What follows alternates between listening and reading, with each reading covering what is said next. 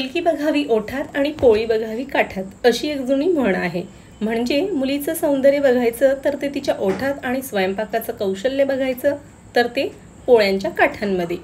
या म्हणीतील गमतीचा भाग सोडला तर सांगायची गोष्ट म्हणजे पोळ्या आणि विशेषतः पुरणपोळ्या या आतपासनं काठांपर्यंत छान बारीक मऊ व लुसलुशीत असल्या तर खाणारे आनंदाने खातात आणि यातच स्वयंपाक करणाऱ्याला खरं समाधान मिळतं।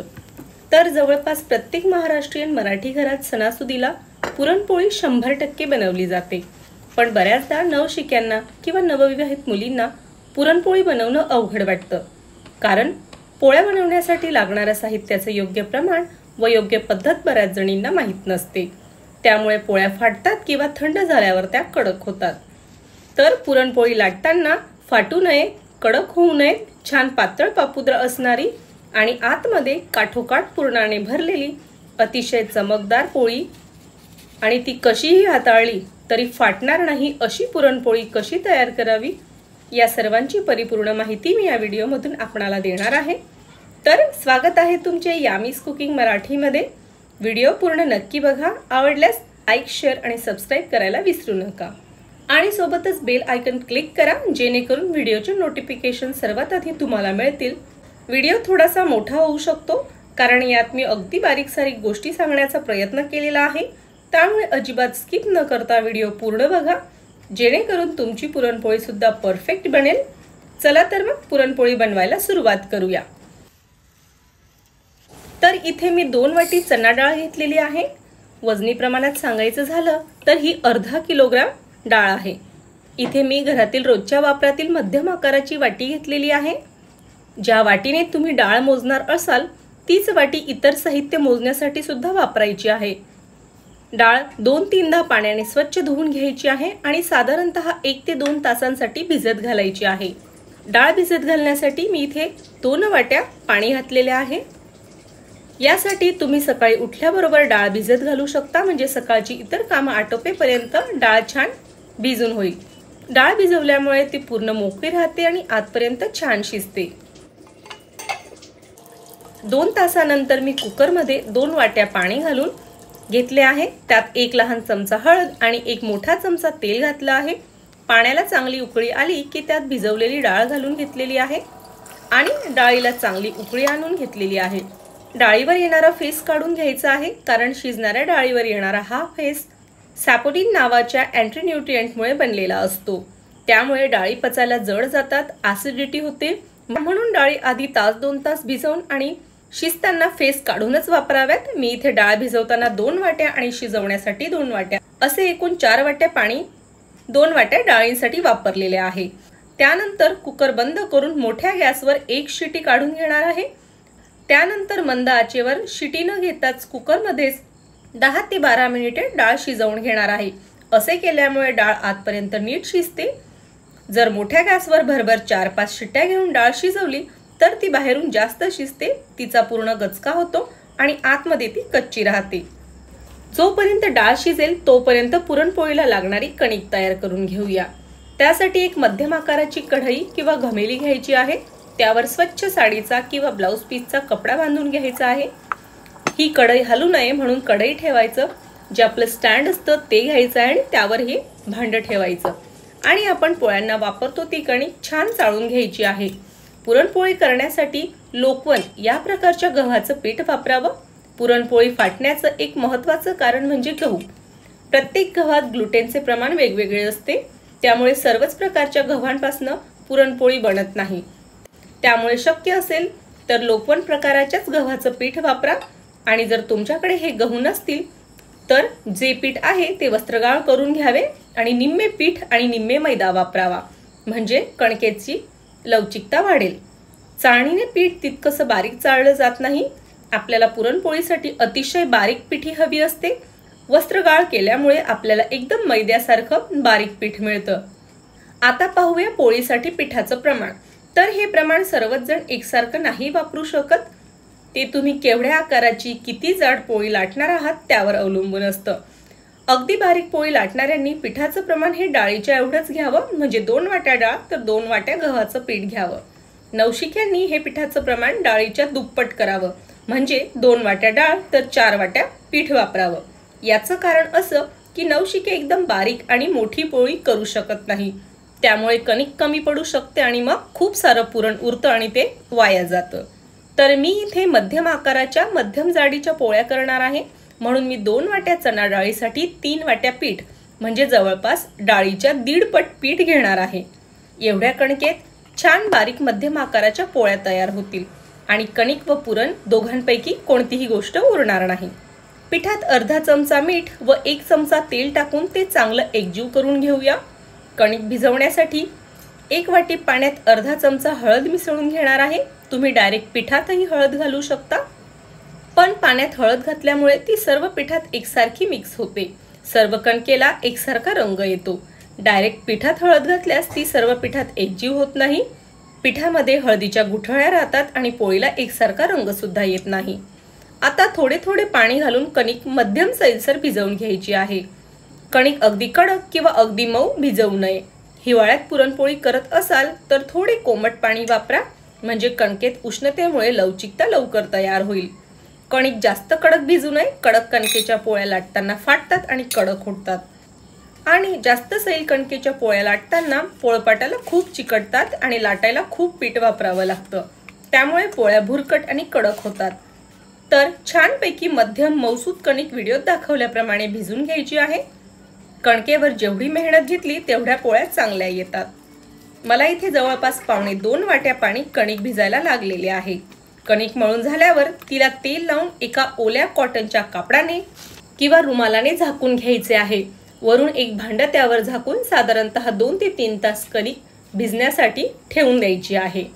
यामुळे कणकेत लवचिकता तयार होते, त्यामुळे पोळ्या छान मऊसूत होतात आणि फाटतही नाही। कणिक भिजेपर्यंत पुरण तयार करून घेऊ। डाळ मोकळी शिजलेली आहे। डाळीचा दाणा दाबून पाहिला तर इथे डाळीला कणा राहत नाहीये, डाळ आतपर्यंत छान शिजलेली आहे। एका मोठ्या भांड्यावर गाळणी ठेवून डाळीत पाणी वेगळं करून घेऊया। या पाण्याचा वापर कटाची आमटी करताना करायचा आहे। सोबतच 1 चमचा डाळ ही आमटीसाठी काढून घ्यायची आहे। या पाण्यामुळे आणि डाळीमुळे आमटीला अप्रतिम चव येते। डाळ थोडी थंड झाल्यावर ती एका जाड बुडाच्या कढईत काढून घ्यायची आहे। कढई जाड बुडाचीच वापरावी, त्यामुळे कढईला पुरण खाली चिकटणार नाही आणि ते करपणार नाही। या डाळीत आपण गूळ घालून घेणार आहोत। जेवढी डाळ तेवढा गूळ किंवा साखर इथे वापरायची आहे।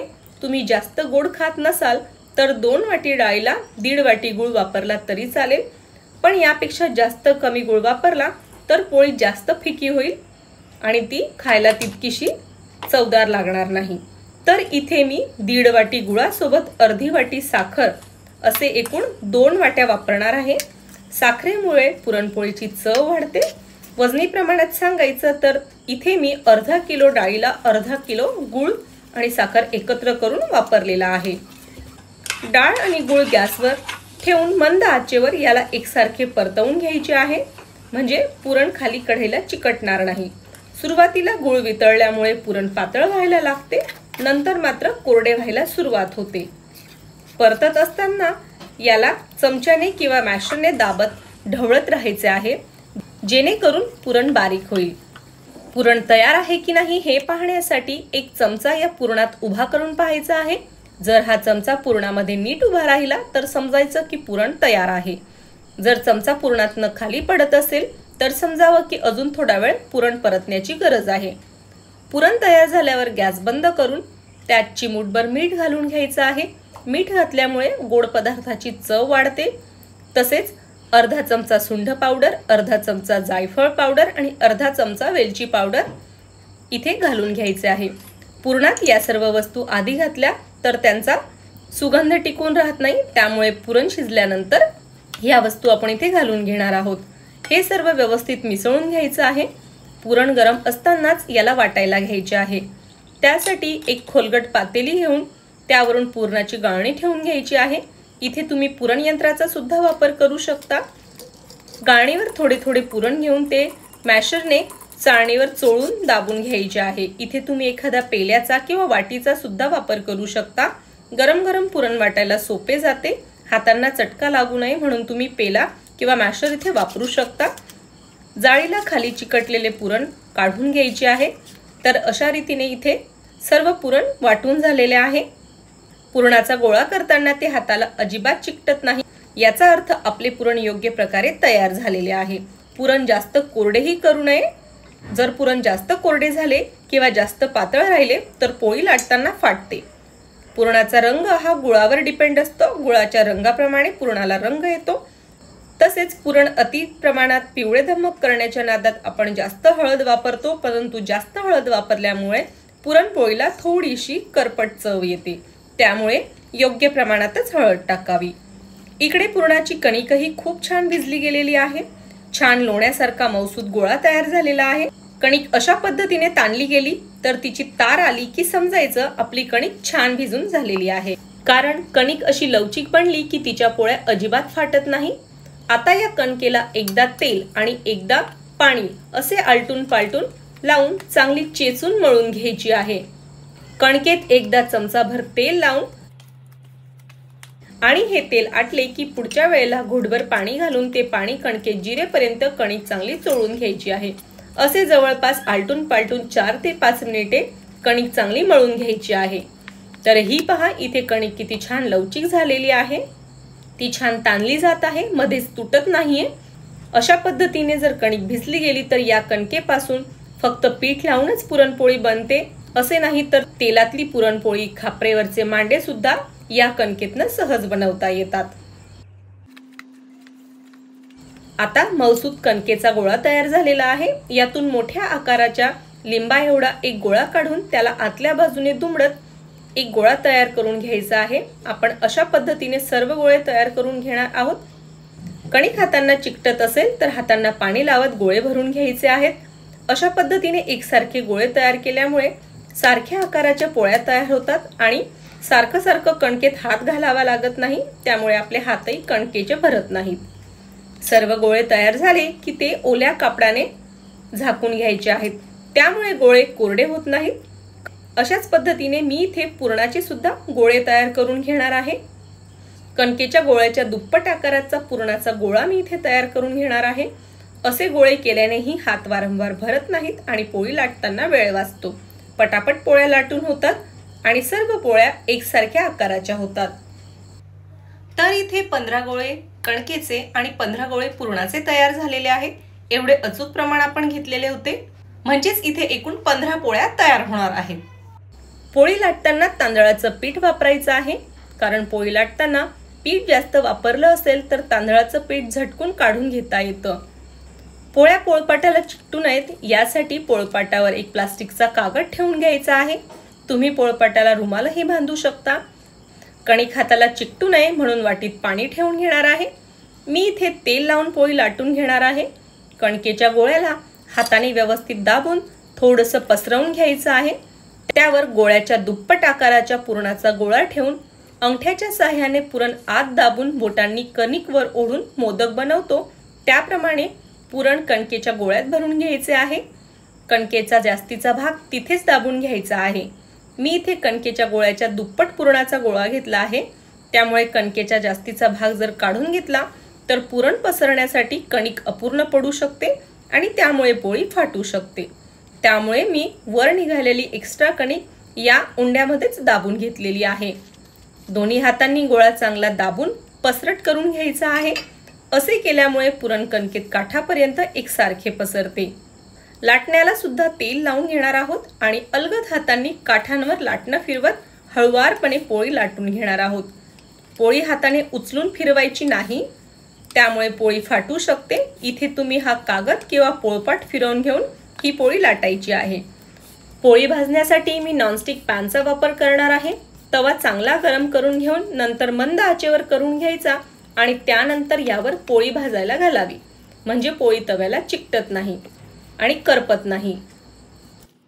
तर अशा पद्धतीने इथे पोळी लाटून तयार आहे। तर इथे मी कागदाला धरूनच पोळी तव्यावर उलट करणार आहे आणि हा कागद अगदी पटकन काढून घ्यायचा आहे, कारण हा प्लास्टिकचा कागद आहे, त्यामुळे तो गरम तव्याला चिकटू शकतो। 40-50 सेकंदानंतर पोळीवर बुडबुडे यायला लागतात, तेव्हा अलगदपणे ही पोळी उलथवून घ्यायची आहे। उलटताना शक्यतोवर लाकडी उचटणीचा वापर करावा, आता गॅस फुल करून घ्यायचा आहे आणि 30-40 सेकंदानंतर पुन्हा पोळी पलटून घ्यायची आहे। पोळी दोन्ही बाजूंनी चांगली भाजून झाल्यानंतरच पोळीला तेल किंवा तूप लावायचे आहे। तेल किंवा तूप लावायची घाई करू नये, कारण तेल किंवा तूप लावल्यानंतर पोळी लवकर करपायला लागते। त्यामुळे पोळी चांगली भाजली न जाताच आपण तिला तव्यावरून उतरवून घेतो, त्यामुळे पोळी कच्ची राहण्याची शक्यता असते। तर इथे मी दोन्ही बाजूंना व्यवस्थित तूप लावून घेतलेले आहे आणि छान खरपूस पोळी भाजून घेतलेली आहे। तर इथे तुम्ही पाहू शकता पुरणाने टम्म भरलेली, काठोकाठ फुगलेली मऊसूत पोळी तयार झालेली आहे। पोळीला खालून घाम येऊ नये म्हणून एखाद्या जाळीवर किंवा टोपलीत या पोळ्या ठेवून घ्यायच्या आहेत। आता मी आणखीन एक पोळी बनवून दाखवणार आहे। आधीची पोळी तेल लावून लाटून घेतलेली होती। नवशिक्यांना तेलातली पोळी लाटायला जमत नाही, त्या मानाने पिठाच्या पोळ्या लाटायला सोप्या असतात। तर कणकेच्या गोळ्याला पीठ लावून त्याची हाताने दाबत पारी बनवून घ्यायची आहे। त्यात पुरणाचा गोळा बोटांनी दाबून आत भरून घ्यायचा आहे। तुम्हाला जमेल तेवढाच पुरणाचा गोळा घ्या। कणकेच्या दुप्पट पुरणाचा गोळा घेतलेला आहे, तुम्ही सुद्धा तसाच घ्यावा असं नाही। तुम्हाला जमत असेल तेवढ्या आकाराचाच गोळा तुम्ही इथे घ्यायचा आहे। वरचा भाग दाबून बंद करून घ्यायचा आहे आणि उंड्याला नीट दाबून घ्यायचे आहे आणि पीठ लावून अलगदपणे पोळी लाटून घ्यायची आहे। इथे तुम्ही कागद नाही वापरला तरी चालेल, पण कागदामुळे पोळी लाटायला सोपी जाते। पिठाची पोळी भाजण्याआधी तव्याला तूप लावून घ्यायचे आहे आणि आधीच्या पोळीप्रमाणेच या पोळीला सुद्धा भाजून घ्यायचे आहे। तर अशा पद्धतीने मी तेल व पीठ लावून दोन्ही पद्धतीने पोळ्या सोप्या पद्धतीने कशा लाटाव्या हे दाखवले आहे। अशा रीतीने मी इथे उरलेल्या सर्व पोळ्या भाजून घेतलेल्या आहेत। मी इथे पोळ्यांना तूप मध्यम प्रमाणात लावलेले आहे। खायला घेताना या पोळ्यांवर तूप वाढलं की पोळीची चव अजून वाढते। तर अशा रीतीने पुरणाने काठोकाठ भरलेली, टम्म फुगलेली, गुबगुबीत, अतिशय पातळ पापुद्रा असणारी आणि कशीही हाताळली तरी न फाटणारी मऊसूत पुरणपोळी तयार आहे। या पोळ्या 2-3 दिवस अगदी मऊसूत राहतात। तुम्ही या पोळ्या आमरस किंवा बासुंदी सोबत खाऊ शकता। तसेच उरलेली पोळी दुसऱ्या दिवशी तव्यावर तूप लावून खमंग भाजून घेतली की त्या पोळीची चव अतिशय अप्रतिम लागते। तर अशा पद्धतीने पुरणपोळी तयार केल्यास तुमची पुरणपोळी कधीही फसणार नाही। अगदी नवशिके सुद्धा सहज करू शकतील। अशा सर्व बारकाव्यांसह, सर्व ट्रिक्ससह रेसिपी तुमच्या सोबत शेअर केलेली आहे।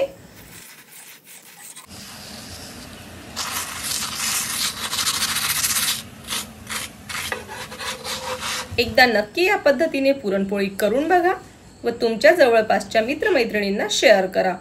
रेसिपी आवडल्यास लाईक आणि सबस्क्राईब करायला विसरू नका। भेटूया पुढच्या व्हिडिओमध्ये, तोपर्यंत धन्यवाद।